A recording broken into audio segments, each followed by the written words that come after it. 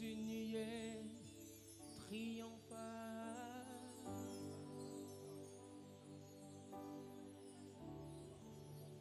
Et nous irons avec lui. Et c'est là mon espoir. Ce jour-là, nous le verrons.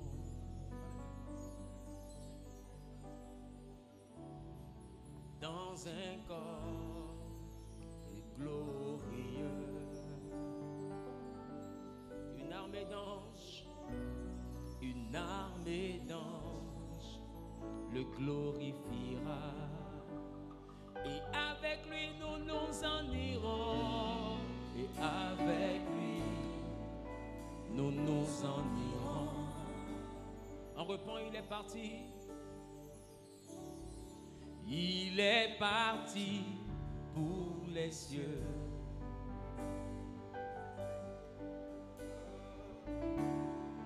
La joie semble s'envoler.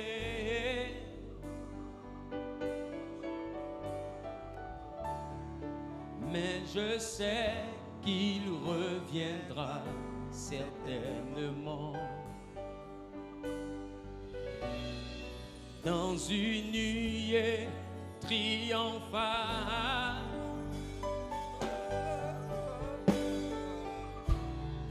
Et nous irons avec lui. Et c'est là mon espoir. Ce jour-là, nous le verrons. Dans un corps glorieux. Dans un corps glorieux. Une armée d'anges. Une armée d'anges le glorifiera. Et avec lui nous nous en irons. Avec lui nous nous en irons.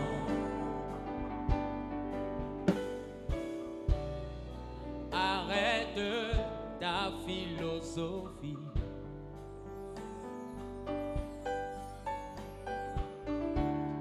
Et ouvre-lui les portes de ton cœur.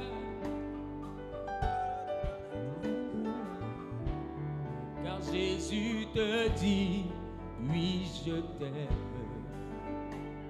Qu'as-tu dit à lui dire?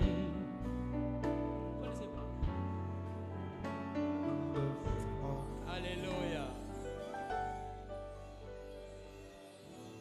Allez chercher ce jour-là, nous le verrons. Amen. Dimanche prochain, on va le chanter. Amen. C'est normal. Vous savez, c'est un chant qui est de 2000, 99, 98, 2000. Hein? Amen. Donc, c'est pas un chant pour les nouveaux chrétiens. Amen. Hein? Si tu n'es pas chrétien depuis 2000, tu ne peux pas connaître de quoi je parle. Amen. Qui ne connaît pas le chant? Qui a entendu ça quelque part? C'est pas possible.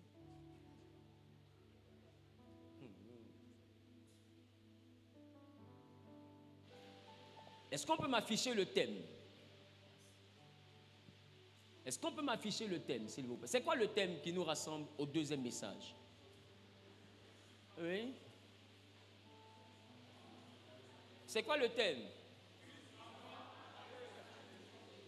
Qui est venu à cause de ce thème-là? C'est pas possible. Christ en moi après le sacrifice de Jésus. Allons-y dans le livre de Luc. Luc chapitre 1er à partir du verset 26. Luc chapitre 1er à partir du verset 26. Que dit la Bible? Luc chapitre 1er à partir du verset 26.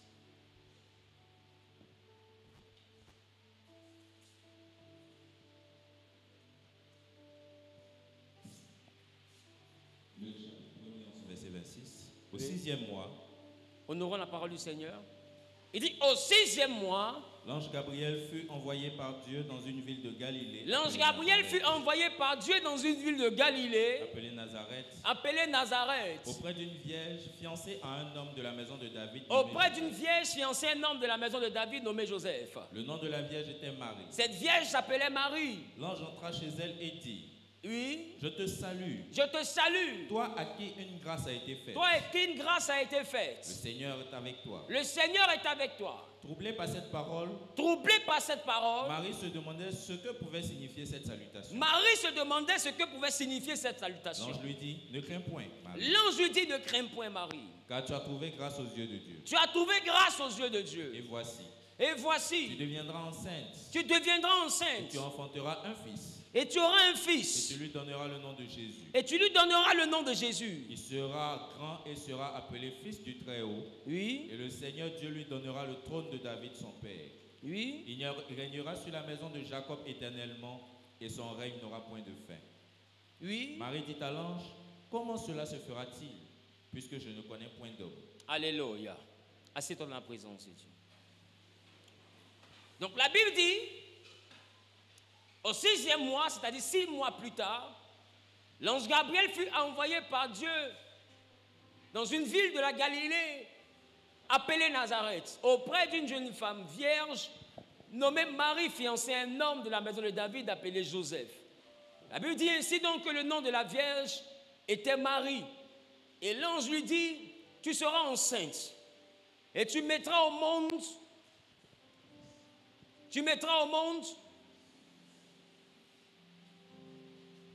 c'est ça?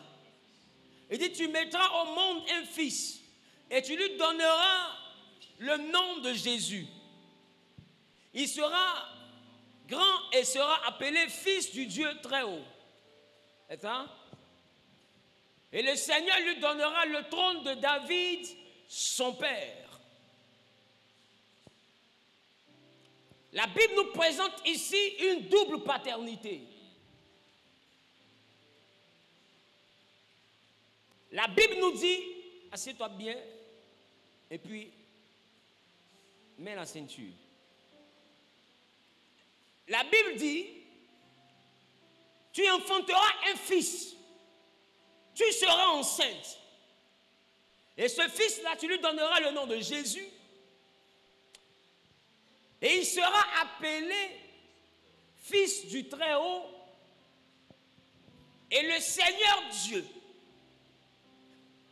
Donc, vous voyez que dans cette dimension, Dieu est le Seigneur. Et le Seigneur Dieu donnera à ce fils le trône de David, son père.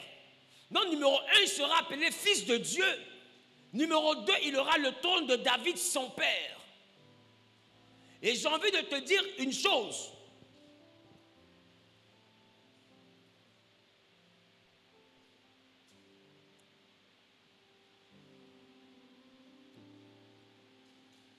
Il ne peut pas être uniquement ce que tu dis qu'il est, parce qu'il n'est pas seulement ce que tu crois qu'il est. Il n'est pas que la parole de Dieu faite chair. Il est surtout aussi un homme. Je vous ai dit,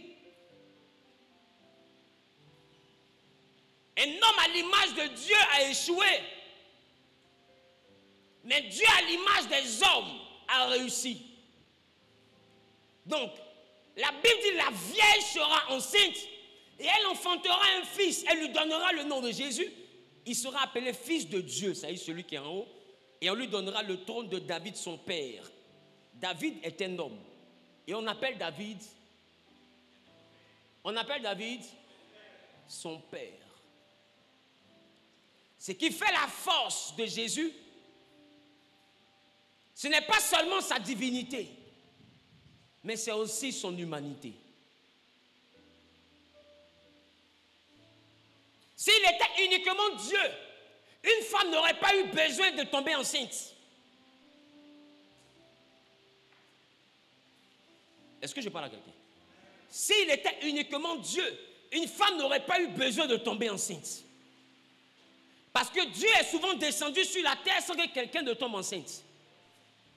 Au temps d'Abraham, il s'est fait chair. Il est venu comme un visiteur. Au temps d'Abraham encore, il a rencontré Abraham, mais sous la personne de Melchisédek.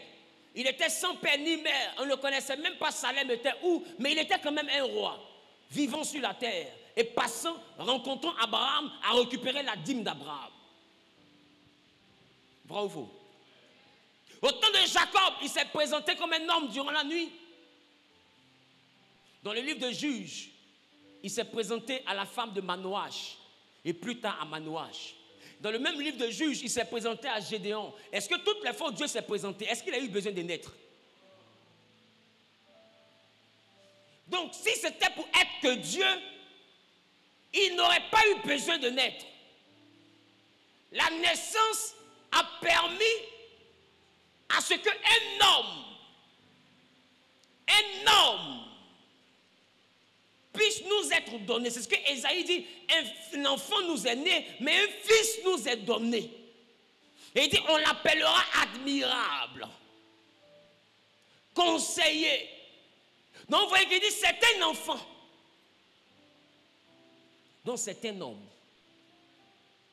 Je ne sais pas si quelqu'un comprend ce que je dis. Voilà pourquoi on appelle David son père. Et on dit à celle qui va porter l'enfant, tu lui donneras le nom de Jésus.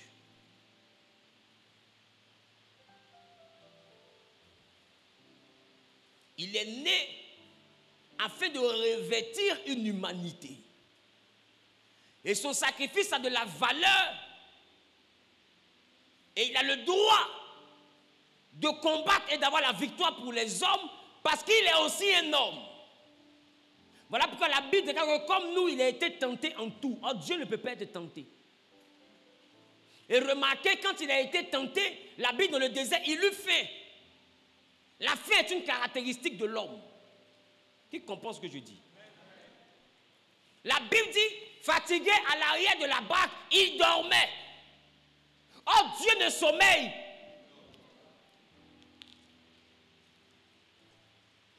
Qui comprend ce que je dis? Donc, vous voyez que la Bible vous présente des caractéristiques qui définissent l'humanité de Jésus. Et lui-même, je ne l'ai pas vu ouvrir sa bouche pour dire qu'il est le Fils de Dieu. Remarquez, lui-même, il disait le Fils de l'homme. Or, le Fils de l'homme ne peut être qu'un homme. Et quand Pilate lui a dit, tu es venu, il dit, je ne suis pas venu. Je suis né et je suis venu. Pourquoi il revendique la naissance? La Bible dit que les cieux sont les cieux de l'Éternel, mais la terre a été donnée à l'homme et au Fils de l'homme. Donc ne peut régner, ne peut combattre pour les hommes que l'homme.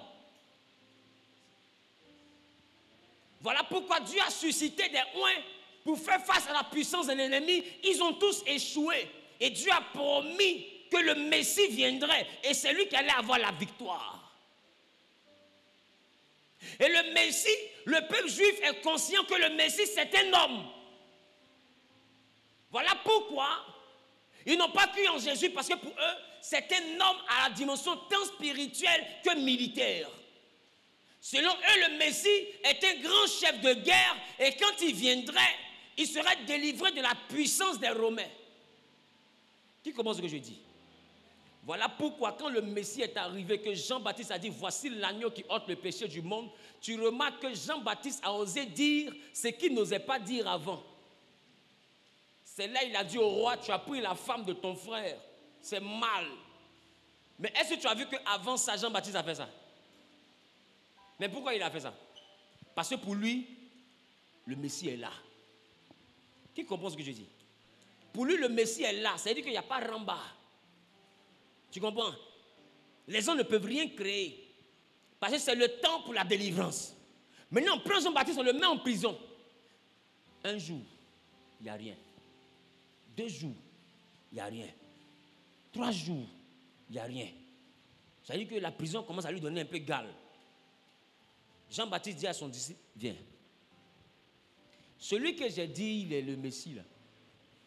Tu peux le retrouver. On dit oui, on sait où il habite. On dit d'accord. Va lui demander, est-il vraiment le Messie ou est-ce qu'on doit attendre quelqu'un d'autre? Donc vous voyez que même Jean-Baptiste croyait que le Messie allait être un chef de guerre. Et quand le Messie arrive, ce qu'on ne pouvait pas dire là, on peut dire, parce que le Messie va nous sauver. Donc depuis il est là, il n'y a pas de guerre. Jean-Baptiste est là, il écoute, il n'y a pas de guerre. S'il n'y a pas de guerre, est-ce que c'est vraiment lui? Donc vous voyez que pour eux, c'était un chef de guerre. Et d'ailleurs, celui que Jean-Baptiste a présenté comme le Messie était son cousin. Je ne sais pas si vous comprenez. Marie et puis Élisabeth sont cousines. C'est qu'elles sont sœurs. Si c'est en Afrique ici, là, Jésus est le neveu d'Élisabeth. Jean-Baptiste est le neveu de Marie. C'est que les deux enfants là sont cousins. Qui comprend ce que je dis? Et quand tu arrives en Jean le chapitre 2, la Bible dit aux noces de Cana, ils ont manqué de vin. Et la Bible dit, est-ce qu'on peut lire? Jean le chapitre 2 à partir du verset 1er. Comprends d'abord l'humanité. Et ensuite, je vais te prêcher la divinité. Jean chapitre 2 dit quoi? 3 jours après. 3 jours après. Il y a eu des noces à Cana. Il y a eu un mariage à Cana en Galilée. La mère de Jésus était là. On dit?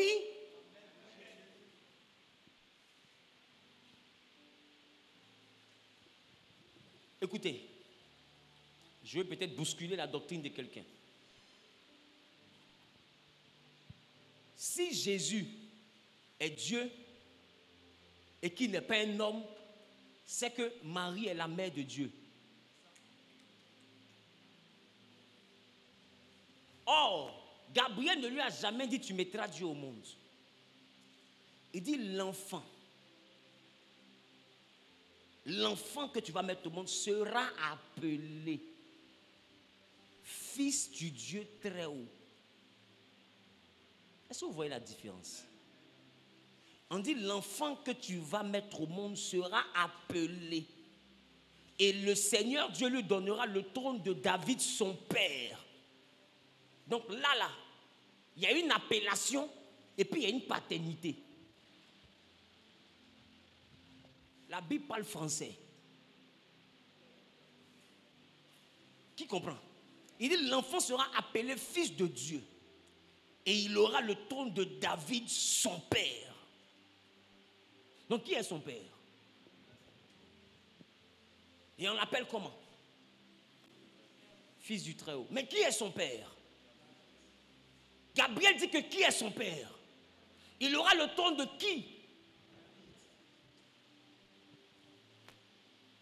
Parce que Dieu avait promis à David que l'un de ses descendants allait régner à jamais sur le trône. Qui se rappelle de ça?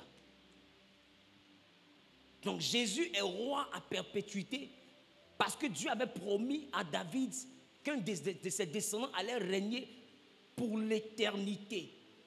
Donc ce trône devait être occupé. Voilà pourquoi Dieu a veillé à ce qu'il vienne au monde dans une famille qui était liée à David. La Bible dit Joseph était descendant de David. Afin que la promesse que Dieu a faite à David s'accomplisse, il fallait que l'enfant qui vienne au monde soit lié à la maison de David. Et le trône que Dieu avait promis à David éternellement, c'est l'enfant là qui va s'asseoir dessus. Donc quand Jésus est monté au ciel, il est monté s'asseoir sur le trône de David.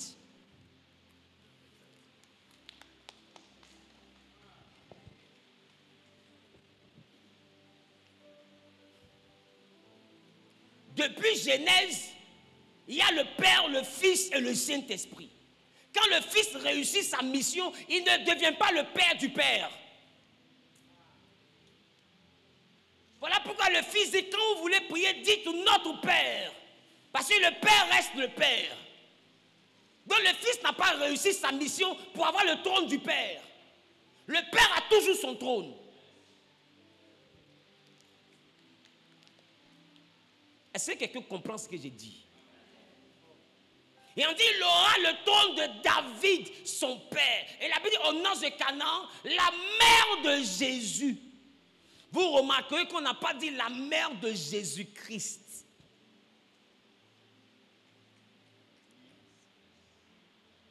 Jésus, c'est l'enfant qu'elle a mis au monde. Et cet enfant ne peut pas se défendre contre Hérode le Grand. Voilà pourquoi quand on veut le tuer, les enfants qui sont nés dans la tranche d'âge, dans la période où lui il est né, l'ange Gabriel dit à Joseph, prends Marie et l'enfant et fuyez en Égypte. Il n'a pas dit prends Marie et Dieu, Marie et Dieu, Marie et Dieu. Il a dit prends Marie et l'enfant. C'est un enfant, c'est un être humain. Si vous ne fuyez pas avec lui, ils vont le tuer.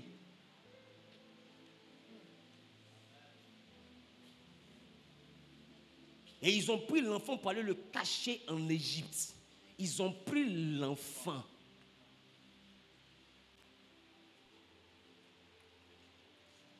J'ai l'impression que je suis venu aujourd'hui pour bousculer la doctrine de quelqu'un. Ils ont pris l'enfant pour fuir. Ça veut dire qu'elle a soulevé l'enfant, elle l'a mis au dos. Sinon, le spectacle serait trop vilain, papa, si c'était Dieu qu'on soulevait pour le mettre au dos pour courir. Le spectacle serait sale. Jésus n'aurait pas été différent des fétiches. Parce que fétiche, quand c'est dans ta maison et qu'il y a incendie, tu sauves ton habit, tu sauves les fétiches aussi. Qui comprend ce que j'ai dit? C'est que non seulement tu dois surveiller ton bédou, et puis tu dois aller prendre le fétiche, le mettre au dos, et puis courir à lui. Mais tu es Dieu ou tu n'es pas Dieu?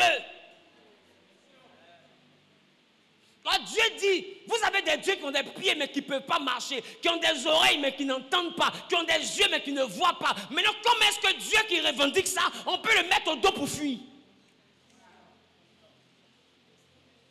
Comprenez que c'était un enfant qu'on a mis au dos.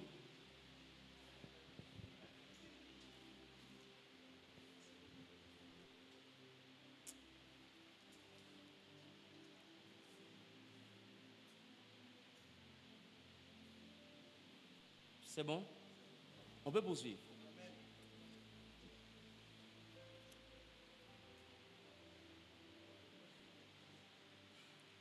Et Jésus ne t'a jamais dit directement que lui, il est le Père. Il dit, je suis dans le Père et le Père est en moi. C'est-à-dire, le Père et moi, nous sommes un. Ce n'est pas que nous sommes la même personne. Nous sommes un. C'est-à-dire que ma volonté et la volonté du Père, c'est une même entité. Si tu m'as vu le Père, si tu m'as vu, tu as vu le Père. Tu me vois faire, c'est que c'est le Père qui a décidé de faire. Parce que le Père et moi, nous sommes un. Un ne veut pas dire que le Père et moi, je suis le Père. Non. Il dit, je suis dans le Père et le Père est en moi. Et vous allez remarquer quand il se baptise, qui était là ce jour-là? Quand il se baptise, le Père a parlé dans le ciel. Qui était là? Une voix se fit entendre du ciel. Et il a dit quoi? Celui-ci est mon fils. Le Saint-Esprit descendait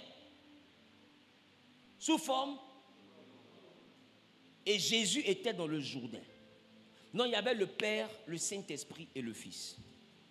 Qui comprend ce que je dis? Qui comprend ce que je dis?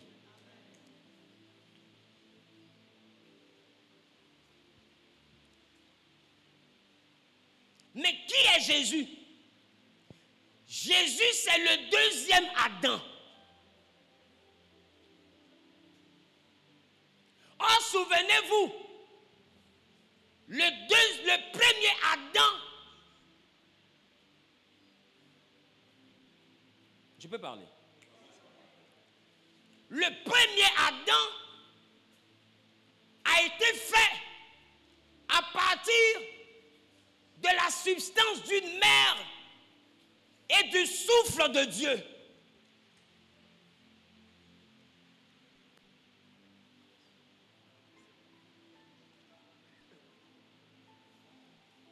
Tout ce que Dieu a créé est sous forme mari et femme. Le soleil est l'époux de la lune. Le ciel est le mari de la terre. Voilà pourquoi la Bible dit, quand il pleut et que la pluie tombe par terre, elle ne remonte pas sans avoir fait féconder la terre. Féconder, c'est faire tomber enceinte. Tomber enceinte. Parce que la terre est une femme. Et le ciel est un homme. Donc quand il pleut, c'est l'homme qui va en rapport avec sa femme et sa femme tombe enceinte. Et quand elle met les enfants au monde, c'est les enfants là qui sont les fruits. Maintenant, à l'origine, cette femme-là, elle a donné sa poussière. Et Dieu a pris sa poussière pour former un corps au premier Adam. Et Dieu a pris son esprit pour mettre dans les narines d'Adam. Alors si c'est le deuxième Adam, alors on ne doit pas avoir de père. Parce que le ciel n'a pas intervenu. C'était la terre qui avait donné sa poussière. Donc il faut une femme qui va donner son ventre. Le deuxième Adam doit être aussi une femme qui donne son ventre et Dieu qui donne son esprit. Comme en Genèse.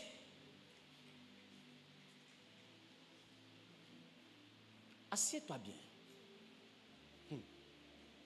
Voilà pourquoi la Bible déclare que Jésus est le deuxième Adam, parce qu'il est né dans la même configuration. La terre est une femme.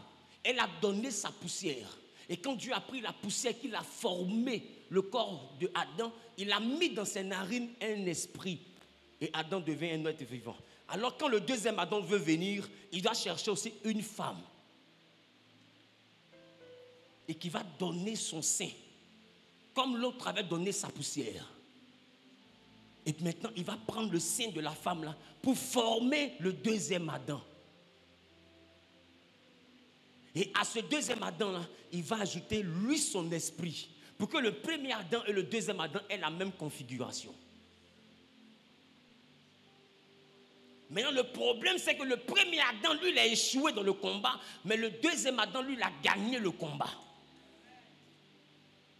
Donc, le combat que Adam a perdu, c'est un autre Adam qui devait le gagner. Or, Adam était un homme. Donc, si le premier Adam est un homme, qu'il a perdu le combat, le deuxième Adam est aussi un homme. Si le deuxième Adam était Dieu, ça veut dire que Dieu n'avait pas besoin d'attendre 6000 ans ou 4000 ans pour envoyer le deuxième Adam, parce que lui-même pouvait se charger de tuer le diable.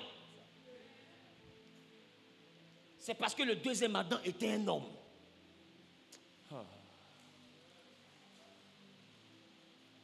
Et c'est parce que c'est un homme qu'il a eu faim.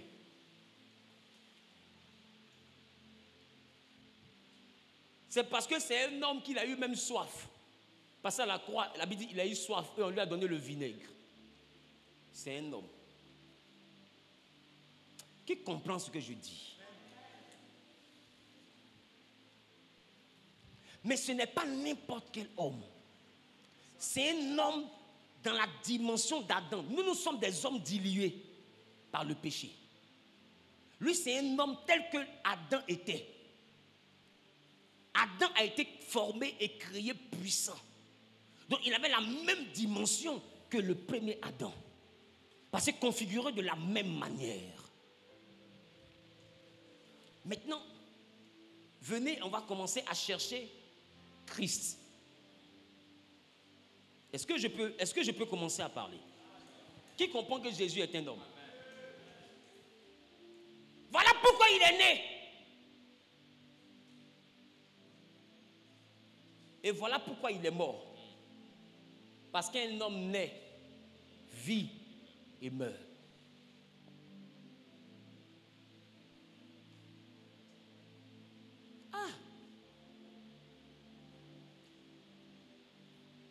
Maintenant, là où le premier Adam a échoué, quand le deuxième Adam a réussi, il faut remarquer très bien, quand ils sont arrivés à Gethsémane, à un moment donné, Jésus dit, mon âme.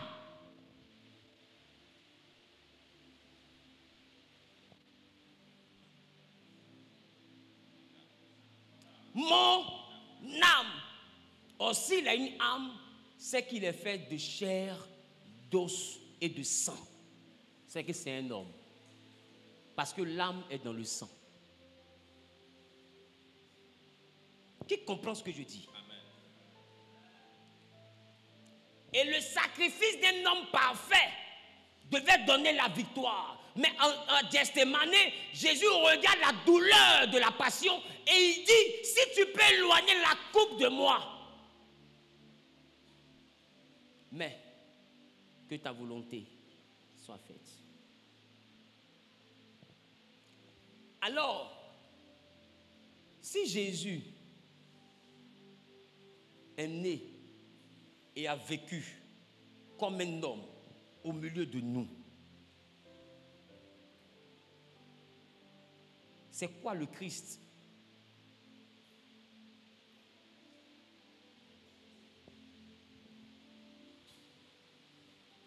Est-ce qu'on peut y aller? Est-ce qu'on peut y aller?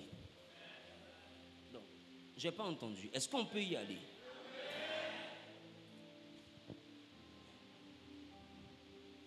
Est-ce qu'on peut aller dans le livre de 1 Corinthiens chapitre 12, le verset 27? 1 Corinthiens 12, 27. Vous êtes le corps de Christ et vous êtes ses membres, chacun pour sa part. Il dit, vous êtes le corps de Christ et vous êtes ses membres, chacun pour sa part. Il dit, vous êtes le corps de Christ. Et après encore, la Bible dit que l'épouse, l'église est l'épouse de Christ. Mais la Bible ne dit jamais que l'église est l'épouse de Jésus.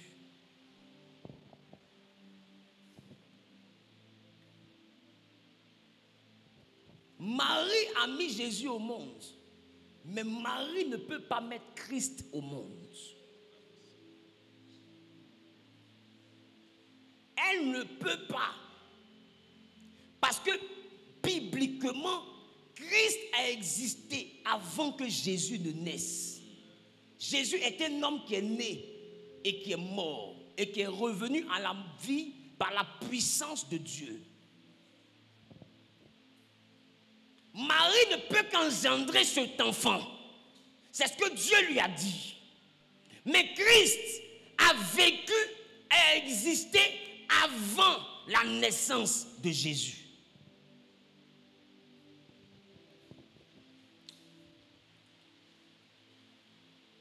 Je ne sais pas si quelqu'un veut que je continue.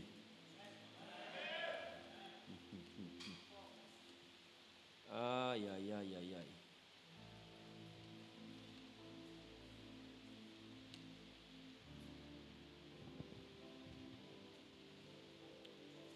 Allons-y dans le livre de 1 Corinthiens chapitre 10, le verset 4. Et qu'ils ont tous bu le même breuvage spirituel, car ils buvaient à un rocher spirituel qui les suivait, et ce rocher était Christ. On a cru que Moïse avait fait un miracle. Or, la Bible dit, ceux qui étaient dans le désert ont bu d'une eau, mais qui était une eau spirituelle. Et qui sortait d'un rocher qui les suivait. Et la Bible dit, ce rocher-là, c'était Christ. Ça veut dire que Christ a existé depuis le désert. C'est-à-dire que depuis l'Ancien Testament, Christ était présent. Est-ce que je parle à quelqu'un? Amen. Est-ce que je parle à quelqu'un? Amen.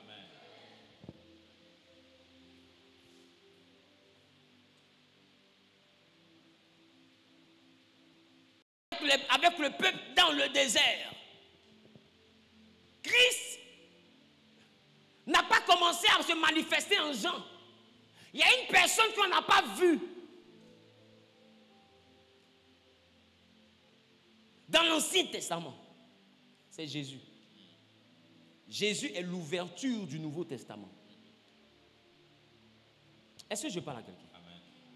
Mais dans l'Ancien Testament, on a vu Christ. Voilà pourquoi vous devez comprendre que Jésus est 100% homme par sa naissance, mais il est aussi 100% Dieu. la portion Dieu en lui, c'est ce qu'on appelle Christ.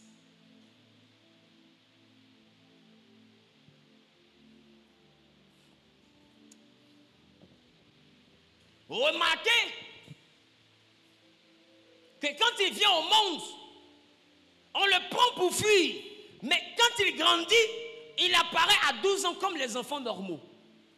Qui a remarqué? Amen. Mais après ça, on n'entend plus parler de lui.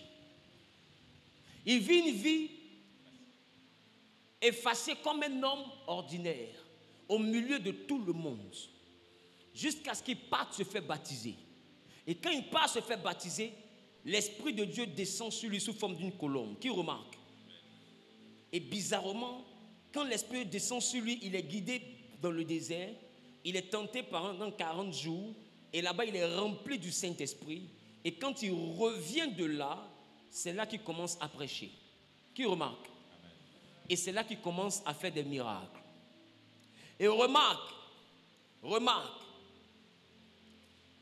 quand il est né, on l'appellera fils de Dieu. Dieu n'a jamais parlé officiellement à tout le monde. Qui a remarqué? Joseph a eu un songe pour confirmer. Marie a eu l'ange Gabriel qui est venu lui annoncer. Siméon attendait le Messie. Mais Dieu n'a confirmé à personne. Quand il a eu 30 ans qu'il s'est fait baptiser et que l'Esprit de Dieu est descendu sous forme d'une colombe, la Bible dit quand l'Esprit de Dieu est descendu sur lui, une voix se fit entendre. Et c'est là maintenant que Dieu dit, celui-ci est mon fils.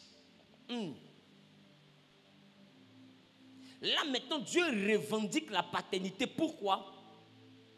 Parce que la portion Christ venait de descendre. Voilà pourquoi c'est ce jour-là que Dieu déclare publiquement. Ce jour-là, même celui qui n'était pas prophète a entendu Dieu. Tout le monde a entendu et Dieu a rendu témoignage de lui officiellement. Celui-ci est mon fils bien-aimé en qui j'ai mis toute mon affection. Écoutez-le. Un point, un trait. Il n'y a plus de débat. C'est ceux qui n'étaient pas là le jour où Dieu parlait là qui vont discuter. Ceux qui étaient arrêtés ce jour-là, ils savent que c'est la voix est venue du ciel. Pourquoi? Parce qu'il avait reçu le Saint-Esprit. Ne remarquez-vous pas que la Bible dit que c'est ceux qui sont conduits par l'Esprit de Dieu qui sont fils? Alors il faut comprendre qu'on devient fils de Dieu quand on reçoit l'Esprit de Dieu. Parce que la Bible dit notre corps est le temple du Saint-Esprit et la même Bible dit Christ en nous. Non, notre corps est le temple du Saint-Esprit. C'est-à-dire qu'il habite en nous. Maintenant la Bible dit Christ en nous, l'espérance de la gloire. C'est-à-dire que le Saint-Esprit habite et Christ habite. En réalité, c'est parce que Christ et le Saint-Esprit, c'est la même personne.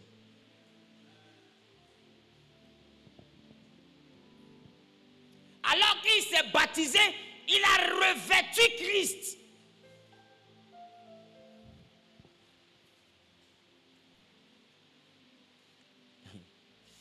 Aïe, aïe, aïe. Allons-y dans le livre de Galates chapitre 3, le verset 37.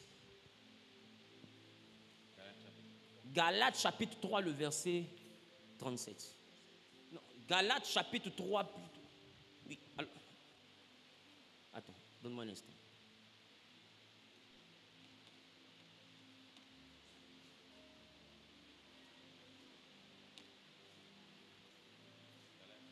Non, allons-y plutôt en Romains chapitre 13, le verset 14.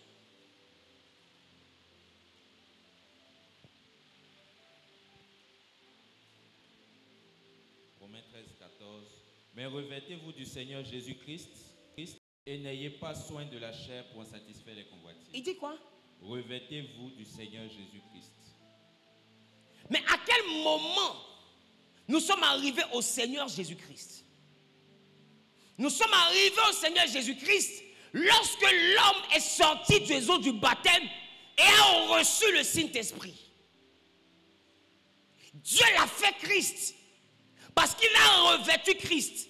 C'est pourquoi Jésus disait, Si vous ne croyez pas ce que je dis, croyez au moins ce que je fais. Car le Père qui est en moi, c'est lui qui fait ses œuvres.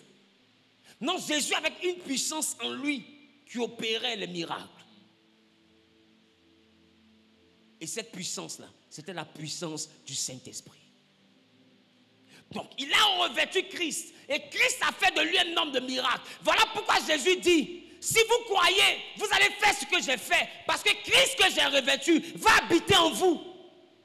S'il habite en vous, alors vous pouvez faire ce que j'ai fait. Et vous pouvez faire de plus grandes œuvres. Pourquoi? Parce que la dimension qui est en lui, qui fait de l'enfant Jésus, Jésus-Christ, repose sur nous. Et c'est pourquoi il a dit aux disciples, il est avantageux que je m'en aille. Et je prierai le Père afin qu'il fasse descendre l'Esprit.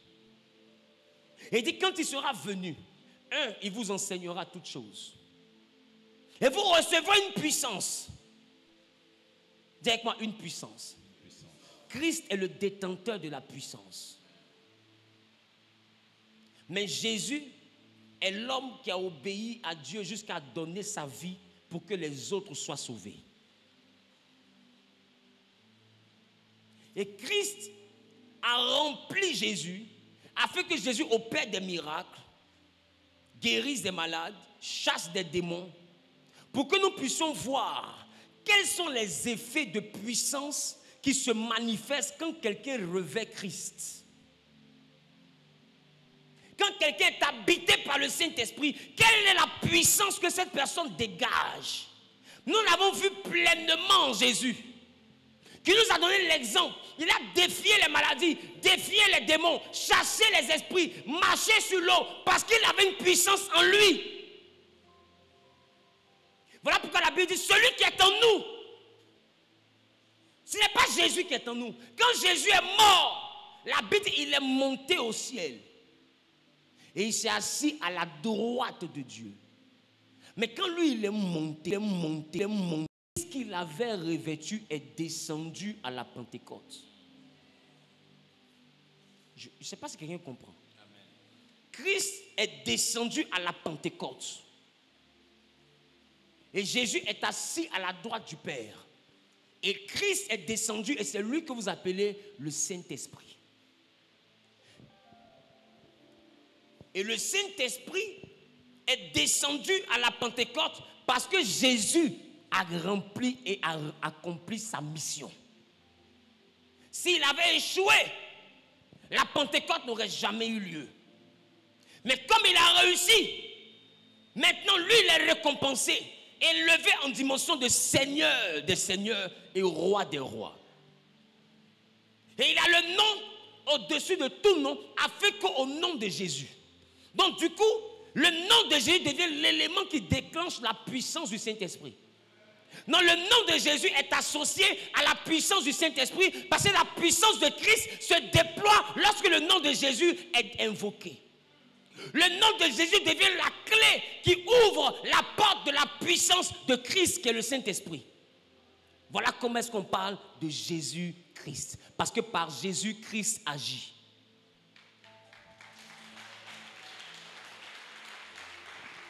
Écoutez, quand Jésus est monté, le Saint-Esprit est descendu. Voilà pourquoi on a des Apôtres chapitre 3. Pierre et Jean montaient au temple et ils ont dit plus tard, c'est par la foi en son nom que son nom a guéri ce paralytique. Le nom de Jésus. Donc ce n'est pas Jésus qui opère les miracles, c'est son nom.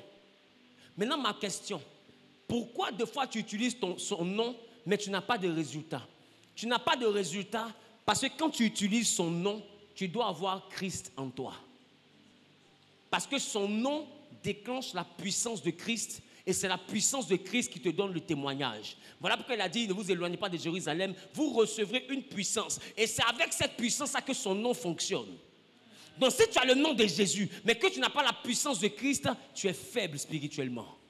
Voilà comment des chrétiens prient. Ils disent au nom de Jésus, mais n'ont aucun résultat. Voilà comment ta vie spirituelle est frustrée. Parce que tu as Jésus, mais tu n'as pas Christ. La Bible dit en Romains, nous devons revêtir Christ. Et la Bible dit, ce n'est donc plus nous qui vivons. Parce que quand Jésus a donné son corps pour accomplir la mission de Christ, et qu'il a réussi la mission, la mission vient en nous, parce que nous, on doit continuer la mission. Venons, on va lire.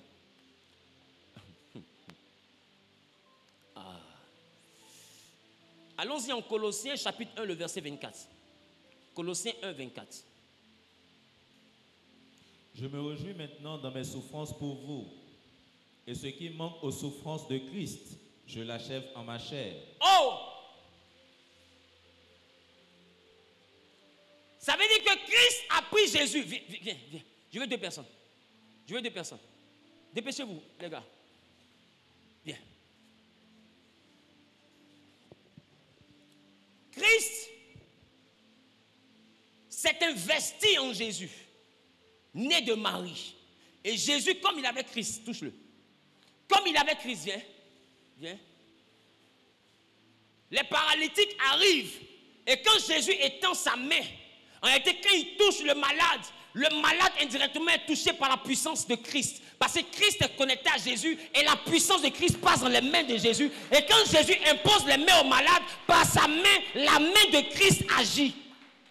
Et les malades sont guéris. Maintenant, Jésus a accompli sa mission. Lui, sa mission. Quand il a fini sa mission, la Bible dit qu'il est monté au ciel. Monte au ciel. Donc, quand va au ciel, tu es resté ici. Toi-même, il y a des sauvages dans le pays là. Hein? Et on te dit, va au ciel, tu t'arrêtes à terre. Je ne sais pas quel problème.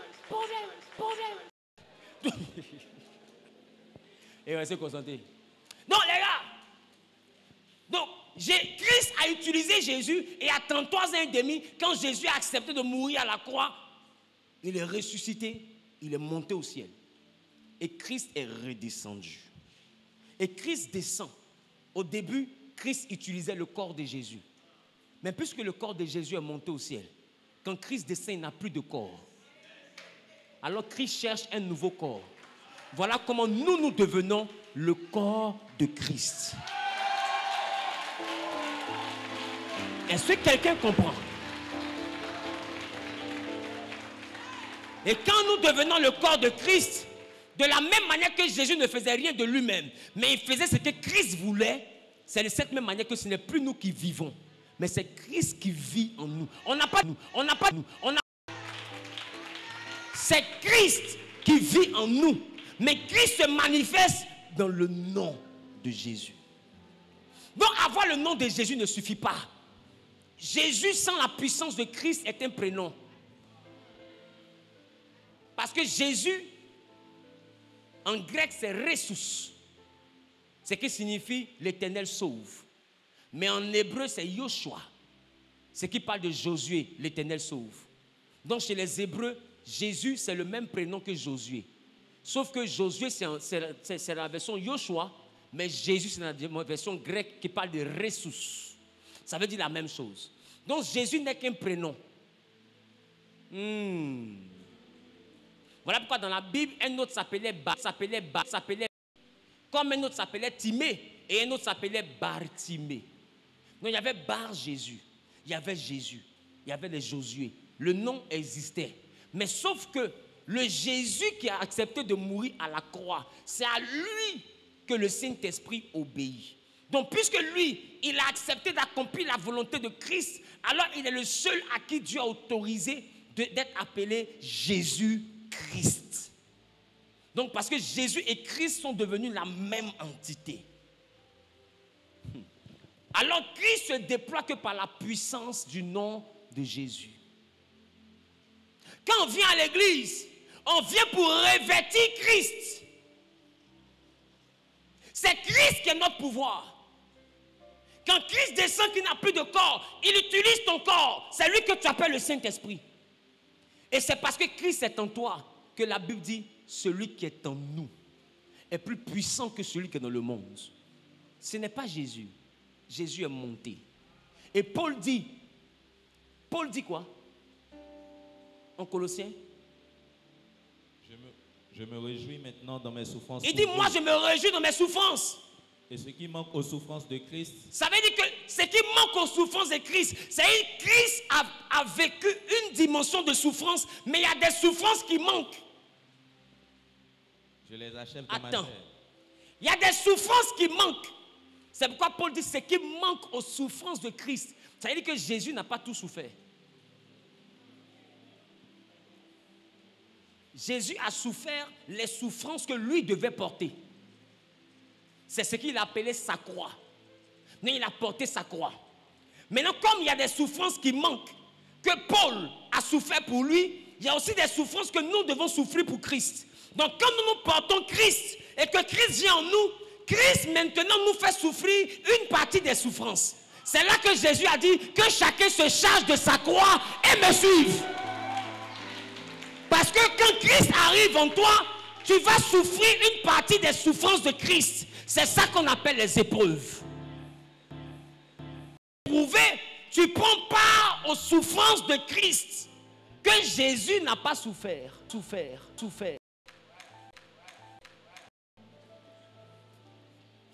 C'est pourquoi, quand nous sommes normaux, notre vie va bien. Mais quand on accepte Jésus, tout s'écroule.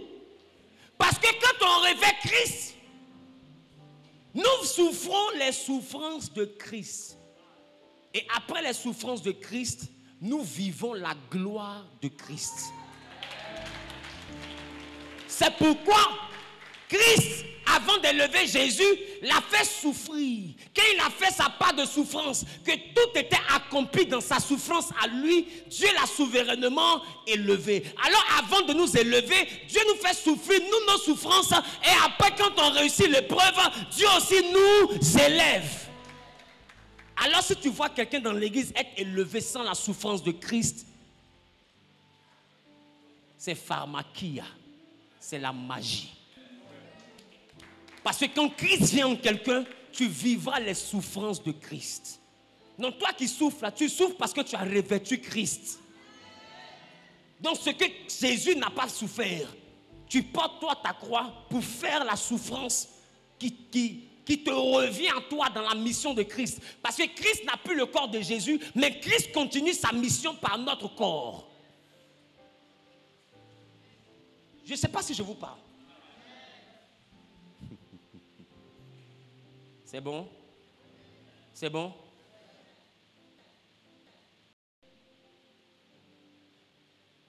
Et nous revêtons Christ.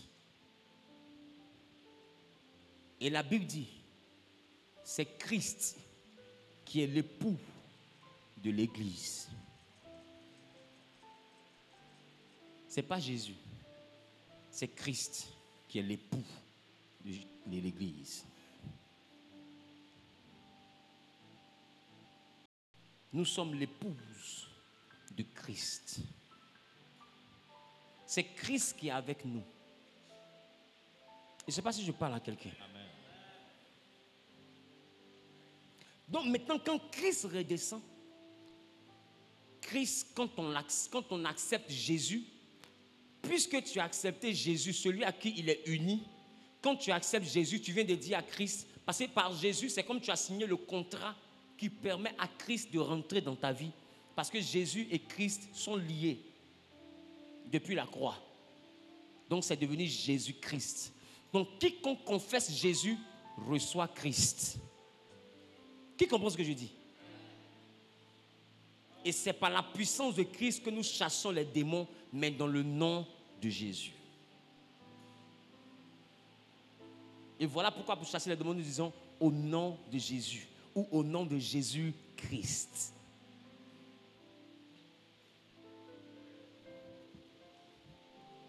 Donc tu peux venir à l'école, non, à l'église, avoir Jésus, mais ne pas avoir Christ. Tout le monde peut dire Jésus, mais tout le monde n'a pas forcément Christ. Et moi, je peux t'assurer, quand Christ vit en toi, je ne sais pas quelle dimension de Christ toi tu as. Parce que Christ qui vivait en Jésus Les démons le voient et puis les démons lui demandent pardon. Parce que Christ est un chasseur des démons. Là où Christ est, les ténèbres s'enfuient. Parce que Christ est la lumière. Quand les démons, le fou de Gadara, ont vu Jésus, ils ont commencé à être affolés. Qu'y a-t-il entre toi et nous, fils du Dieu très haut? L'heure n'est pas encore venue. Parce qu'en Jésus, ils ont vu Christ. Parce que c'est Christ qui est en nous, qui est plus puissant que ce qui est dans le monde. Maintenant, ma question, pourquoi toi, Christ habite en toi? Et puis bizarrement, Christ habite dans la même chambre que la sirène des eaux. Est-ce que vous savez que quelqu'un qui a Christ en lui ne peut pas être possédé par les démons? C'est pourquoi, lisez, je n'ai jamais vu un apôtre être démonisé. Je n'ai pas vu un disciple avoir femme de nuit. Mais c'est quelle dimension de chrétien nous sommes? Ou en même temps, quand on a le Saint-Esprit, en même temps, on a un démon qui cohabite avec le Saint-Esprit. C'est-à-dire Christ dans nous, notre vie, cohabite avec l'esprit humain. Christ cohabite avec le python. Vous ne voyez pas, c'est de la plaisanterie que vous appelez Christ. Ce n'est pas Christ. Parce que si tu as Christ, un, tu n'as pas le démon. Deux, tu es un chasseur de démons. Partout où toi tu arrives, les démons s'enfuient. Parce que les démons ne peuvent pas résister à la puissance de Christ. Maintenant, toi, tu as la puissance de Christ en toi. Et tu as les démons qui habitent en toi. Toi-même, il faut voir. Les Paul et Pierre avec Christ, leur mouchoir guérissait les malades. Leur ombre guérissait les malades. Ils ont juste reçu Christ. Ils sont devenus surnaturels. Mais toi, ça fait 10 ans que tu confesses Jésus et tu es toujours aussi naturel que le premier jour. Où est le surnaturel de Christ? Parce que quand tu revêts Christ, le surnaturel devient naturel pour toi. Quand tu revêts Christ, le surnaturel devient naturel. L'extraordinaire devient ordinaire. Ce que les hommes normaux ne peuvent pas faire. Un homme qui a revêtu Christ peut le faire. Mais toi, tu dis que tu as Jésus-Christ dans ta vie. Et puis, toi aussi, personne ne réussit. Toi aussi, tu ne réussis pas. Personne ne prospère. Toi aussi, tu ne prospères pas. Ah, la Bible dit, nous verrons la différence entre ceux qui le servent et ceux qui ne me servent pas. Pourquoi il n'y a pas de différence?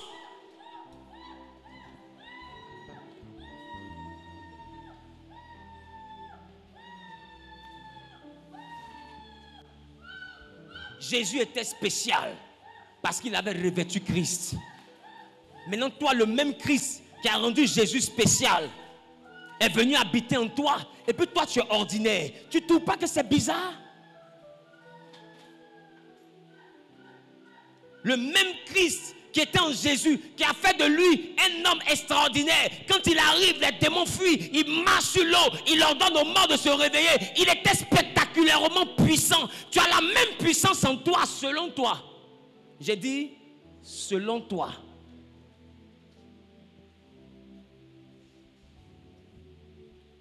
Mais tu pries contre les sorciers, c'est là même ils grossissent.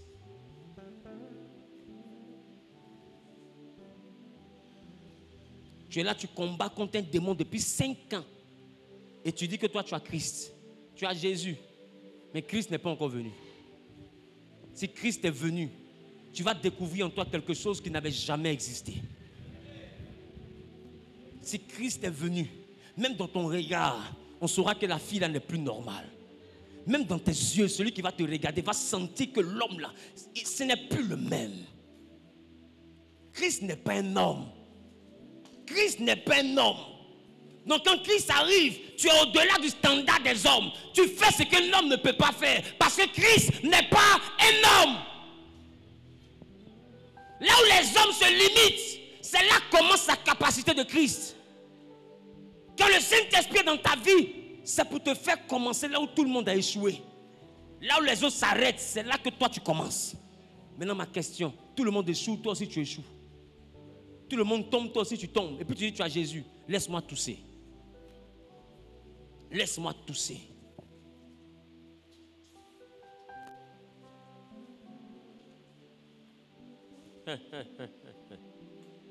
Ça veut dire que depuis 15 ans, tu t'es appelé chrétien, mais en réalité, aujourd'hui, je te dis que tu ne l'es pas. Parce que être chrétien, ce n'est pas venir à l'église.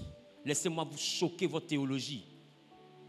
Être chrétien, ce n'est pas même confesser Jésus seulement.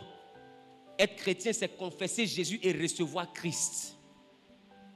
Si tu n'as pas reçu Christ, tu n'es pas encore chrétien.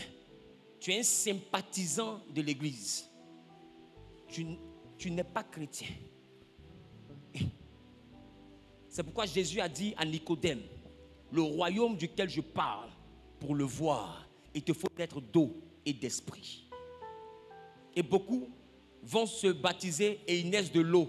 Et ils disent qu'ils sont chrétiens. Mais le « et » là, tu n'as pas entendu. Il dit d'eau et d'esprit. C'est-à-dire que tu nais de l'eau, tu te baptises dans l'eau et d'esprit. L'esprit là, c'est Christ qui doit venir en toi. C'est-à-dire que tu dois naître de Christ. Et c'est Christ qui fait de toi une créature d'en haut. Parce que Christ vient d'en haut.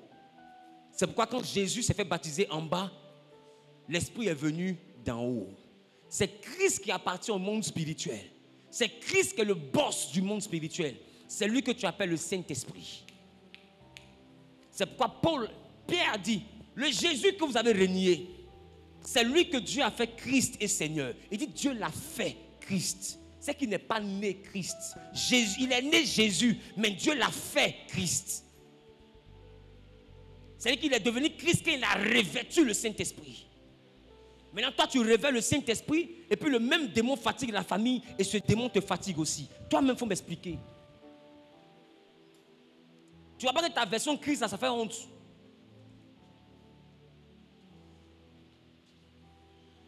Paul a fait quoi d'extraordinaire pour devenir l'homme de miracle que la Bible a précisé? Donnez-moi le nombre de jours de jeûne, de 21 jours, 41 jours, 50 jours, 4 mois de jeûne que Paul a fait pour devenir extraordinaire. Il a juste rencontré Christ.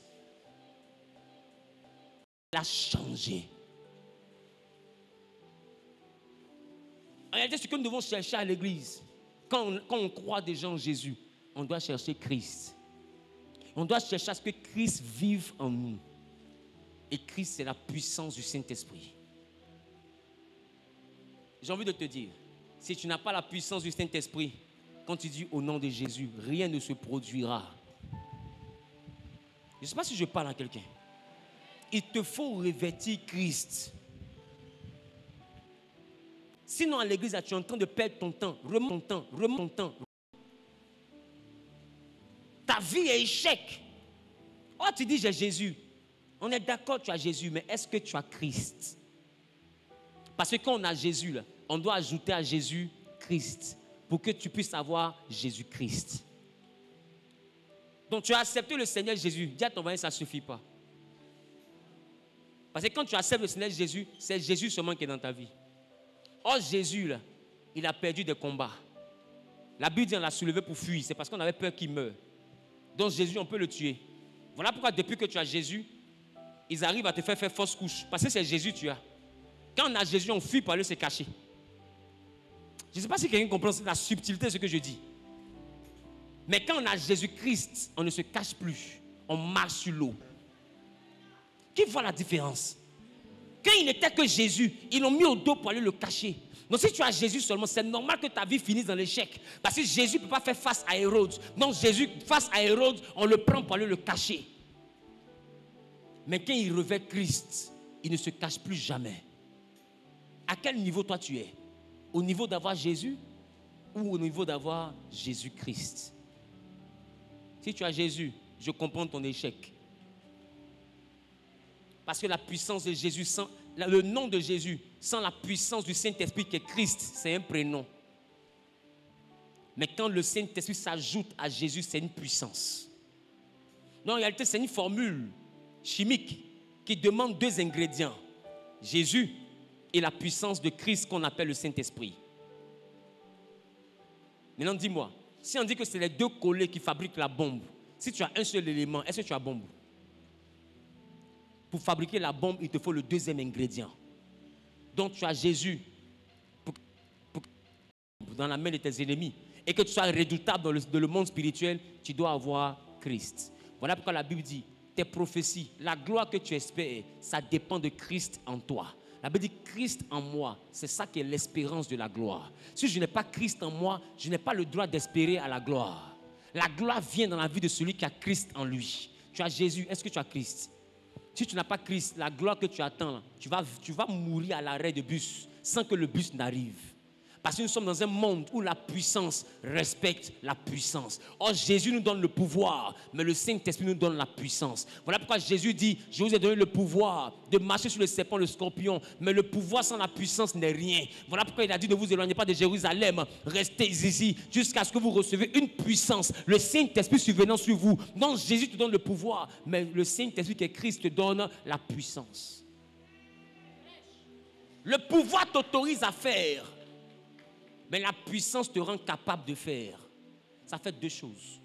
Un corps habillé a le pouvoir, donc ça l'autorise à arrêter un bandit. Mais il peut arriver que le corps habillé est face à un bandit qui a plus de puissance que lui. La preuve, le corps habillé a un PA de 9 mm. Mais le bandit, leur groupe là, il y a 2 lance-roquettes, 6 Kalachnikov. Entre eux là, qui a le pouvoir? Qui a le pouvoir de dire, au nom de la loi, je vous arrête? Qui en a investi pour ça? Qui ses parents me sont allés s'arrêter même pour voir le jour où ils sortaient de l'école de police? C'est le corps habillé, non? Mais est-ce que ce jour-là, il a la puissance pour appliquer son pouvoir? Il n'a plus la puissance. Donc vous voyez que Jésus n'a pas dit, je vous donne la puissance. Il dit, moi, je vous donne le pouvoir. Mais le Saint-Esprit, c'est lui qui vient avec la puissance. Non, le nom de Jésus te donne le pouvoir. Mais si tu n'as pas la puissance de Christ, qui est le Saint-Esprit, tu ne peux pas appliquer. Et tu seras comme un policier frustré. Tu es en treillis et puis les braqueurs te disent, pompe! Tu vas faire comment? Ils ont 8 Kalash, 2 lance-roquettes, des armes lourdes. Toi, tu as PA. Donc, tu manques de puissance. Quand ils vont te dire, dépose les armes, tu as quelle idée tu ne déposes pas? Ne tirez pas. Toi-même qui es policier, regarde l'humiliation. Et être ton treillis. Donc tu peux être chrétien et puis Satan peut t'humilier. Parce que quand on se retrouve sur le terrain de bataille, tu as le pouvoir, mais tu manques de puissance. Tu es un petit pistolet. Quand toi tu tires dans le monde spirituel, on entend paix, paix, paix. Mais eux, leur puissance, c'est laquelle ils viennent. Quand ils tirent, on entend dou, dou, dou, dou, dou, dou. Toi-même, quand tu entends les 2 bruits là, celui qui fait dou, dou, dou, dou, dou, est-ce que celui qui fait paix, paix, peut s'arrêter devant lui? Quand paix entend dou dans la guerre, paix dépose les armes. Parce que dou est là. Qui comprend ce qu'il dit? Donc, quand tu n'as pas assez de puissance, dou, dou, dou, du monde des sorciers va te faire déposer les armes de paix, paix, paix. Au nom de Jésus, au nom de Jésus. Tu penses qu'ils ont le temps? Ils n'ont pas le temps, hein? C'est pourquoi remarque, tu dis le nom de Jésus, mais ça ne Jésus pas. Tu pries, mais ça ne prie pas. Tu gênes, mais rien ne se passe. Parce que tu as le pouvoir, mais tu manques de puissance. Jésus même qui donne le pouvoir. Il dit, moi je donne le pouvoir. Mais attendez à Jérusalem, vous recevrez une puissance. Et il dit, quand vous recevez la puissance, vous serez mes témoins. Tu ne peux pas avoir un témoignage sur cette terre si tu manques de puissance. Parce que ce monde est géré par les puissances. Tu manques de puissance, tu n'auras pas de témoignage. Personne ne se marie. Pour que tu témoignes de ton mariage, il ne te faut pas le pouvoir seulement. Il te faut en plus du pouvoir, la puissance. Et la puissance n'est pas dans Jésus. C'est en Jésus, il y a le pouvoir. Mais la puissance est en Christ. Donc, il te faut impérativement rechercher Christ. Je parle à quelqu'un. Alors, il dit en Romains, vous devez revêtir Jésus Christ. Ça dit quoi? Vous devez revêtir pour être efficace dans le monde spirituel le pouvoir de Jésus et la puissance de Christ. Les 2 choses doivent être dans ton revêtement. Si tu as le pouvoir de Jésus qui te manque la puissance de Christ, tu as un mauvais habit. Ton vêtement doit avoir les 2. Jésus qui est le pouvoir, Christ qui est la puissance. Là, tu es bien habillé. Je parle à quelqu'un. Sinon, quand tu es habillé par Jésus seulement, tu es un peu comme un corps habillé qui a treillis en haut et puis qui a pantalon de costume en bas. Est-ce qu'il est véritablement un bon corps habillé? Je parle à quelqu'un ou pas? Qui comprend la subtilité de mon message? Les gars, quand on jeûne, c'est pour revêtir Christ. Sinon, Jésus, là, tout le monde peut l'accepter au carrefour. Mais c'est Christ qui est difficile. Et regarde, pour être rempli de la puissance de Christ, Jésus même est allé jeûner pendant 40 jours. Pour avoir Christ, les disciples sont montés à la chambre haute. Pendant combien de temps? Pendant 10 jours. Ils ont prié sans relâche. Christ, on le reçoit dans la prière. Voilà pourquoi Jésus dit, méchants comme vous êtes, vous savez donner de bonnes choses à vos enfants. Combien de fois le Père donnera-t-il l'Esprit à ceux qui lui demandent? Le Saint-Esprit est le résultat de ta vie de prière. Le problème aujourd'hui, c'est que vous priez pour vous marier, mais vous ne comprenez pas que le mariage ne va jamais arriver tant que vous ne recevez pas Christ. Non, ce n'est pas le mariage que vous devez demander, c'est Christ que vous devez demander. Parce que sans Christ, le mariage ne va jamais se réaliser. Ce n'est pas le voyage que vous devez demander, c'est Christ. Parce que ce n'est pas la prière qui est l'espérance de la gloire, c'est Christ qui est l'espérance de la gloire. Voyage, tu cherches, ça dépend de Christ en toi. Si Christ n'est pas en toi, tu bavardes. C'est pourquoi moi je préfère un chrétien qui fait des jeûnes pour être rempli du Saint-Esprit qu'un chrétien qui fait des jeûnes pour pouvoir se marier et voyager et travailler. Travailler sans jeûner pour avoir le Saint-Esprit n'a rien compris dans le fonctionnement Christ et Jésus. Tu jeûnes dans le nom de Jésus, mais comme ton jeûne manque de la puissance de Christ, tu n'as pas de résultat. Et tu es frustré. Et tu arrives devant des pasteurs. Pasteur, je ne comprends pas. On a eu de jeûner, j'ai jeûné. On a eu de faux, prier, j'ai prié. Tout ce qu'ils ont demandé là, j'ai fait. Mais ma vie n'avance pas. Ta vie n'avance pas parce que tu as prié pour tout, sauf pour Christ. Tu t'es intéressé à tout, sauf pour Christ. Tu as cru que le nom de Jésus suffisait. Et sur le terrain, tu as réalisé que tu dis Jésus, il n'y a pas de résultat. Mais quand tu dis Jésus-Christ, il n'y a pas de résultat. Parce que pour qu'il y ait Jésus-Christ, il faut que Christ soit en toi. Je parle à quelqu'un qui sent qu'il doit rechercher Christ. Les gars, si les sorciers doivent avoir peur de toi, ça dépend de Christ qui est en toi. Ils n'ont pas peur de Jésus que tu dis, ils ont peur de Christ qui est en toi. Parce que c'est celui qui est en nous qui est plus puissant que ce qui est dans le monde. S'il n'y a rien en toi, Jésus que tu dis là, c'est rien. Je parle à quelqu'un. Je parle à quelqu'un. Dis à ton voisin, tu ne dois pas être vide. Voilà le résumé de mon message. Je souhaite que vous puissiez revêtir Christ. C'est pourquoi cette semaine, nous la dédions au Saint-Esprit. Nous sommes des amoureux qui, durant cette semaine, on dit à Christ, nous voulons revêtir Christ. Jésus, envoie-nous Christ.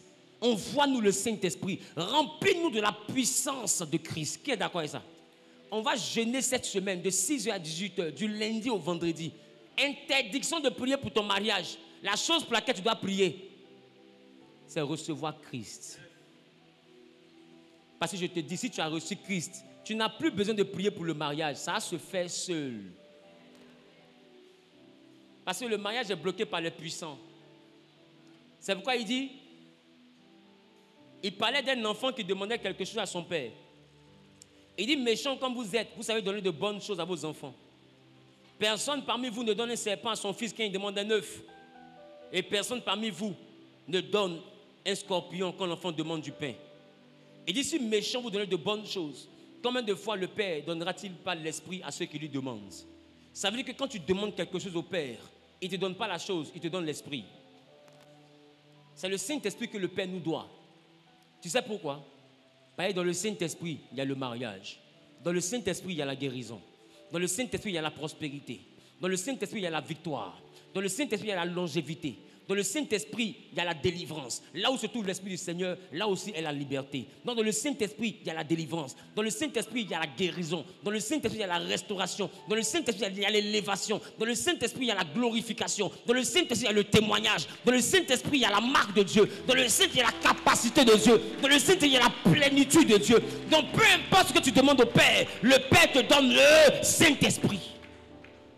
Et c'est le Saint-Esprit qu'on appelle Christ en moi. Quelqu'un dit Christ en moi. C'est le Saint-Esprit. Dis à ton voisin, Christ en moi. C'est le Saint-Esprit. Qui a envie que Christ grandisse en lui? Il faut prier pour ça. Remarque, même dans nos nations, qui sont ceux qui gèrent la terre? Ce sont les grandes puissances. Est-ce que vous remarquez comment on les appelle? Les grandes puissances. C'est que sur la terre, là, ceux qui gouvernent, ce sont les puissances. Si tu n'as pas de puissance, tu ne peux pas régner dans ce monde. Ce monde appartient à ceux qui ont la puissance. Et nous, notre puissance est dans le Saint-Esprit. Tu veux être puissant par le nom de Jésus, recherche la puissance du Saint-Esprit. Parce que Jésus, c'est un homme qui a accompli une mission. Mais Christ, c'est la capacité de Dieu qui a habité cet homme pour le rendre capable de faire des choses extraordinaires.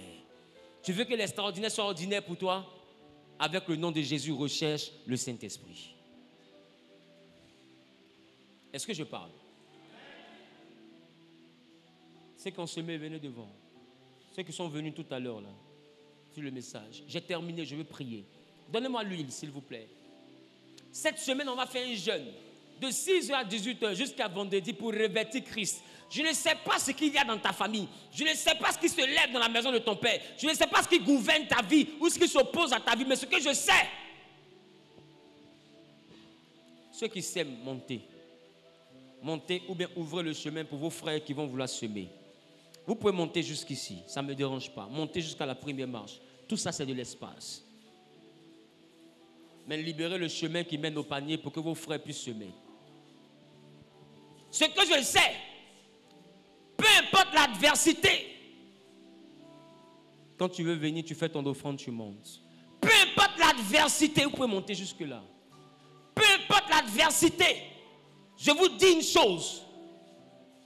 Si tu as revêtu Christ, tu auras la victoire. La Bible dit, là où est l'Esprit du Seigneur, là est la liberté. Donc si tu veux que ta vie ait la liberté et la délivrance, il faut envoyer dans ta vie l'Esprit du Seigneur. Parce que la Bible dit, là où il est, là-bas il y a la délivrance. Est-ce que je parle à quelqu'un? Je parle à quelqu'un? L'Esprit du Seigneur est l'élément qui déclenche la délivrance. Qui est d'accord avec le fait de rechercher Christ? Vous pouvez monter, monter. Surnaturel est le naturel pour toi, mon Dieu. Nous le voulons en ce lieu. Surnaturel est naturel.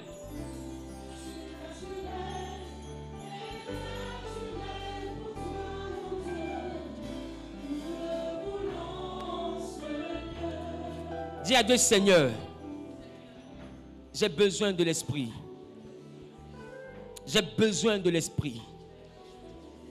Seigneur Jésus, aide-moi à revêtir Christ. Aide-moi à être rempli du Saint-Esprit. Durant cette semaine, accorde-moi la puissance du Saint-Esprit. La capacité du Saint-Esprit. La force du Saint-Esprit. Pour que Christ en moi soit l'espérance de la gloire. Et que ma vie soit un sujet de gloire pour ton royaume. Seigneur Jésus, donne-moi le Saint-Esprit pour que le surnaturel soit naturel pour moi. Pour que l'impossible soit possible pour moi. Au nom de Jésus. Amen. Seigneur, je te recommande cette onction d'huile et je prie par la foi dans le nom de Jésus et par la puissance du Saint-Esprit que quiconque semaine et commencera par ce oint d'huile aujourd'hui ne termine pas la semaine sans avoir reçu Christ, sans avoir reçu la puissance qui déplace les montagnes, sans avoir reçu la puissance qui guérit les malades, sans avoir reçu la car la puissance spirituelle de la vie chrétienne se cache en Christ, mais se déclenche. Seigneur, nous croyons au nom de Jésus. Alors il nous manque la puissance de Christ. Donne-nous la puissance du Saint-Esprit. Au nom de Jésus. Amen. Amen. Amen. Prends juste un peu, et mets dans les deux mains. Et tu peux t'asseoir. Prends juste un peu. Juste un peu.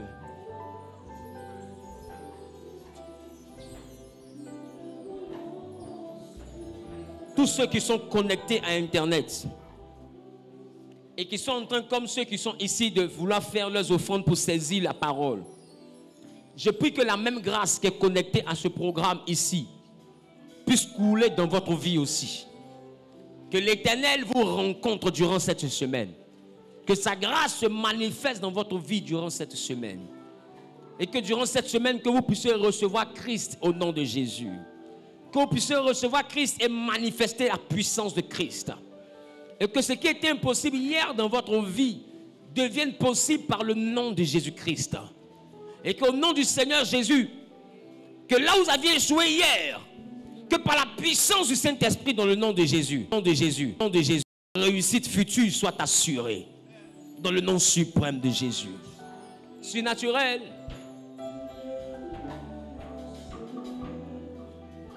Surnaturel.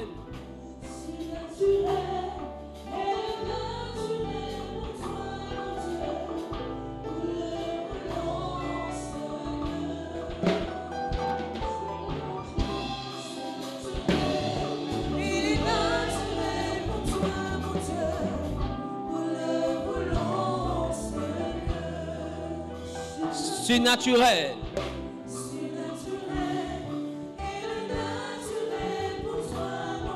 Nous le voulons dans nos vies.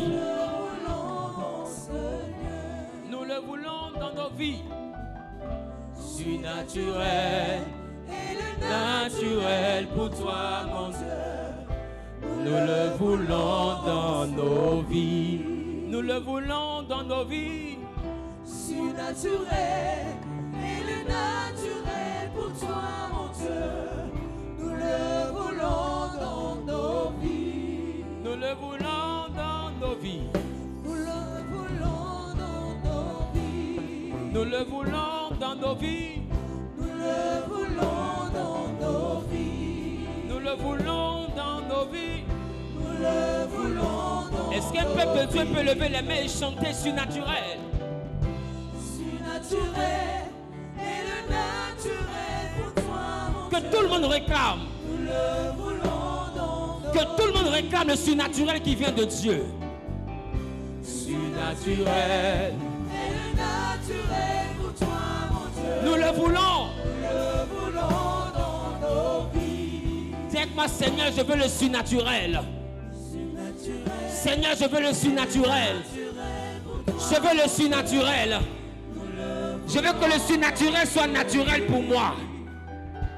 Je veux la puissance surnaturelle. Je veux la puissance surnaturelle.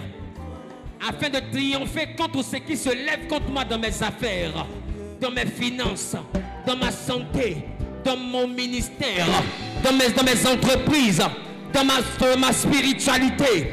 Quiconque se pose à moi, soit voué à l'échec par ta puissance dans ma vie. Donne-moi le surnaturel. Que le surnaturel soit naturel pour moi.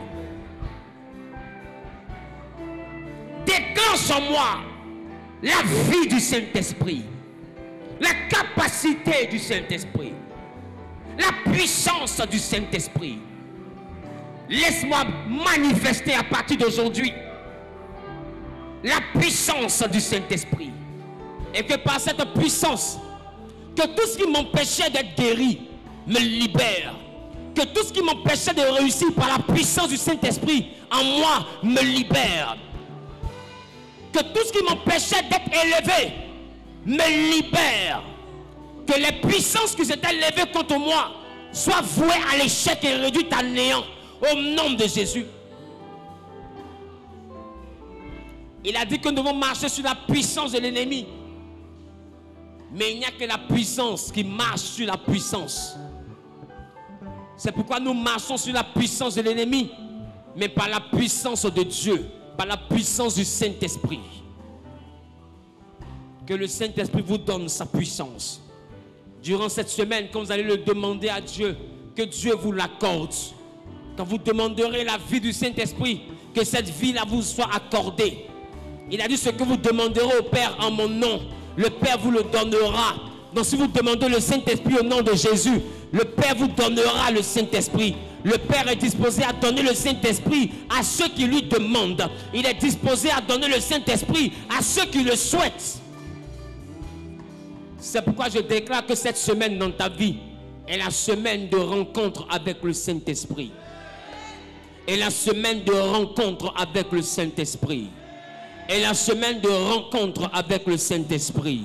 Et la semaine de rencontre avec le Saint-Esprit. Qui a dit Amen bien, propriétaire? Qui a dit Amen bien, propriétaire? Qui a dit Amen bien, propriétaire? Au nom suprême de...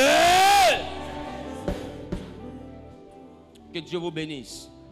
Donc cette semaine de 6h à 18h, et nous prierons avec le psaume chapitre 23. Psaume chapitre 23. Amen. Psaume chapitre 23. Et durant cette semaine, entre midi et 2, nous aurons un direct de prière. Mais ça va se dérouler sur YouTube. Sur mon compte YouTube. Qui a remarqué que je fais rarement des directs sur Facebook? Non, ça sera sur le compte YouTube. Le compte YouTube, c'est Révérend Wilfried Zawi. Simplement. Qui connaît mon compte YouTube? Donc, il faut t'abonner et activer la cloche de notification. La prière de cette semaine pour recevoir le Saint-Esprit va se faire de 12h30 à 13h30, 1 heure. Ça commence demain, ça finit vendredi. Et vendredi soir, on se voit ici à partir de 18h30. Je priais pour ceux qui ont jeûné le vendredi soir, mais en même temps, nous allons ouvrir notre enseignement sur l'art de la guerre. Parce que nous sommes dans un monde où la puissance respecte la puissance. Donc, on ne peut pas t'enseigner l'art de la guerre si tu n'as pas la puissance du Saint-Esprit. Et c'est par la puissance du Saint-Esprit maintenant que tu auras la victoire dans la bataille. Qui comprend ce que je dis? Donc, on recherche la puissance du Saint-Esprit et puis le vendredi soir, on vient ouvrir l'enseignement sur l'art de la guerre. Là, tu sauras comment utiliser la puissance du Saint-Esprit dans la guerre que l'ennemi t'a déclarée. Qui a dit Amen? Et tu reviendras ici avec des témoignages. Tu reviendras ici avec la victoire. Tu reviendras ici... Oh, quelqu'un n'a pas dit Amen, ça me dérange. Tu reviendras ici avec la victoire. Au nom suprême de... Que Dieu vous bénisse. On est ensemble.